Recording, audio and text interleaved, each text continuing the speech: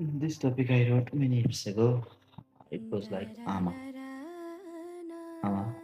आज तिम्रो बहुत याद आछ आमा, मेरो मन र दिमागले तिम्रो साथ माग्छ आमा। म छु जिउँदा अझै पनि तिमीलाई खुदी तिम्रो प्रतीक्षामा। तिमीले दिएको हरेक वचन याद छ, तिमीले भनेको हरेक शब्द याद छ। चाहे तिमी मेरो साथ नभए पनि तिम्रो संस्कार र तिम्रो माया साथ छ। तर आज तिमी नै चाहियो मलाई।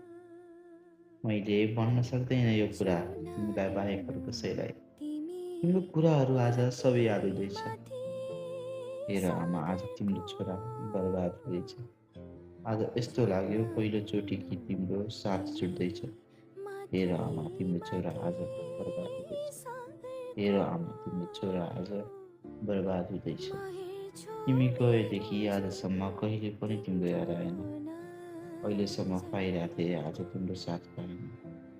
किन तिमी गयौ मलाई छोडी यो पापी दुनियाँमा?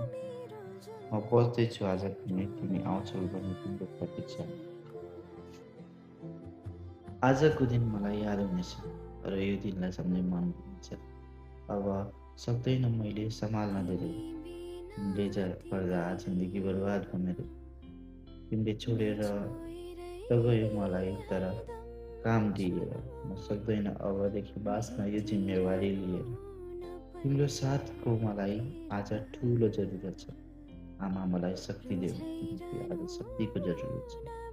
तिम्रो हरेक कथा, तिम्रो हरेक कहानी याद हुँदैछ। हेर आमा, आज तिम्रो छोरा बर्बाद हुँदैछ। तिमी आउला भन्ने मेरो विश्वास टुट्दैछ। हेर आमा, आज तिम्रो छोरा बर्बाद हुँदैछ। थोरै गरी गरी तिम्रो यादले साथ छोड्दैछ। हेर आमा, तिम्रो छोरा आज बर्बाद हुँदैछ। हेर आमा, आज तिम्रो छोरा बर्बाद हुँदैछ। सी